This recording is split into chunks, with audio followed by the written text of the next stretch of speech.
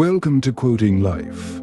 In this video, we'll discuss how to outsmart anger from a Stoic perspective. If you're new here, please consider subscribing, giving us a thumbs up, and hitting the bell icon for more content like this. Let's delve into the wisdom of the Stoics and explore how to navigate anger in our lives. Ancient Stoics recognized anger to be a destructive emotion. Seneca once said, "No plague has cost the human race more." While we may feel good while expressing anger, most of us don't like being angry. And we don't generally like being around people who are angry. As Buddha put it, holding on to anger is like drinking poison expecting the other person to die. So how do we avoid being angry? Here are 16 ways to do so. 1. Recognize it is your opinion that is making you angry. We often think it is the other person's action that is making us angry. But in fact, it is our opinion of their actions that is making us angry. Suppose someone calls you an idiot. Instead of becoming angry, you can just ignore him. After all, it is his opinion.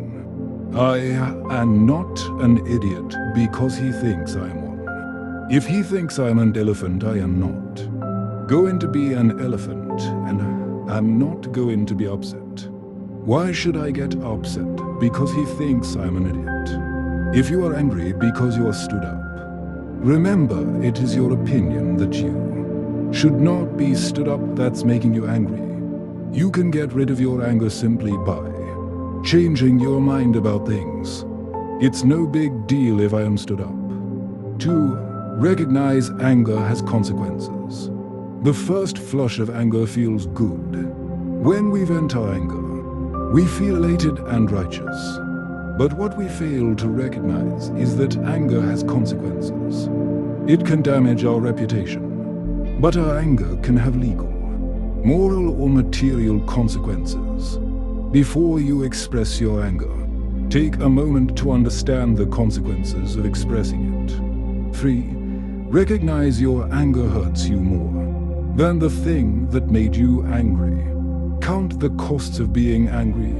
When you do, you may see that the costs of being angry are far higher than the costs of being calm. Even when you think you have reason to be angry, anger adds to the damage you suffered, much more than the act that caused you to be angry. 4. Recognize that the person who makes you angry is not that different from you. When we are angry with someone, it may be a good idea to reflect that we are not very different from each other. As human beings, we all do things for similar reasons. Two people may want to be happy, but one may think their happiness comes from hoarding money, and the other may think their happiness comes from helping others. Why be angry with another person who is doing what we are doing, only differently? 5. Think of the times you have done things that are similar to what the other person has done. When we are angry about something, we don't realize that we have done similar things in the past. If we think back, we will see that we acted in a similar way in the past. We justify our behavior but fail to see ourselves in others. 6. Recognize that if the other person is wrong, they suffer the consequences, not you. Leave the other person alone to face the consequences of their actions. On the other hand, if you become angry, you have to face the consequences of your anger. 7. Recognize that the other person is ignorant. If someone deliberately wrongs you, it means the person is ignorant. An ignorant person deserves your understanding or pity and not your anger. 8. Recognize that your anger is contrary to nature. Anger is against another person, but we are like different organs of the body made to work with each other, not against. If you have a headache, you don't get angry with your head, because it is part of your body. Similarly, if someone hurts you, you don't have to get angry with that person. We are part of the same society. It is contrary to nature for one part to work against another. 9. Recognize that your anger may be unjust. Justice needs accurate judgment, based on all facts. When we are angry, we don't usually have all the facts. We act on our impressions without examining them before responding. A colleague who ignored you when you greeted him may have been just diagnosed with something serious. Someone who ignores your friendly gestures may not be hostile but shy. 10. Recognize your anger may be due to your faulty self-perception. Very often our anger is generated by a sense of entitlement. We are angry if someone disrespects us because we feel entitled to respect. We are angry at the government because we pay too much in taxes because we feel entitled to pay less in taxes.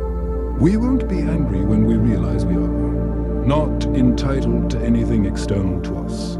11. Recognize that you have the power to endure. We get angry because we can't stand it anymore, but you have the resources to cope with the situation without getting angry. Think of your internal resources such as endurance and patience. Use them. You don't have to act helpless and be pushed round either by what others have done or by your own anger.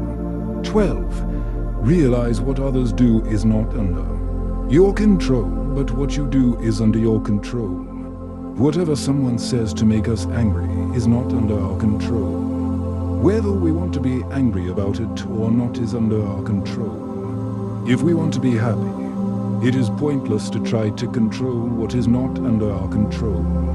We will be much better off to control what is truly under our control. 13. Recognize that everything has two handles.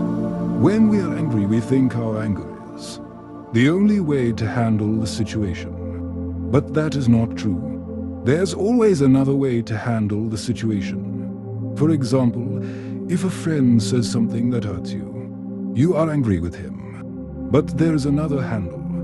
That handle may be a thought like he has been a good friend for so long. What he did hurts, but if I am honest, I can see that I have hurt others too. This handle will diffuse your anger. 14. Recognize that life is short. Both you and the person you are angry with will be dead soon enough. See things in perspective.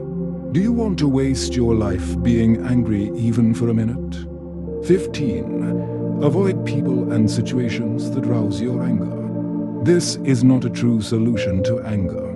However, until you become strong enough to avoid anger, avoid people and situations that quickly provoke anger in you. But eventually, the true solution to anger is to avoid anger under all conditions.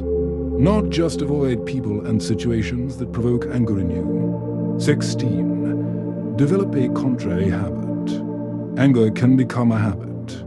Once you are angry, it gets easier to get angry the next time. How do you get out of the habit of anger, or avoid it becoming a habit? Epictetus has some good advice here. Develop a contrary habit. For example, laughter is a contrary habit because you cannot laugh and be angry at the same time. So, whenever you are angry, find something funny in the situation and smile about it. Or you can simply laugh at your own self-importance expressed as anger. We've explored the wisdom of the Stoics and their insights on how to outsmart anger. I hope this video was helpful for you to outsmart anger. Remember, subscribing, liking, and hitting the bell icon will keep you updated with more valuable content. Thanks for joining us on Quoting Life, and may these Stoic teachings help you lead a more serene and mindful life.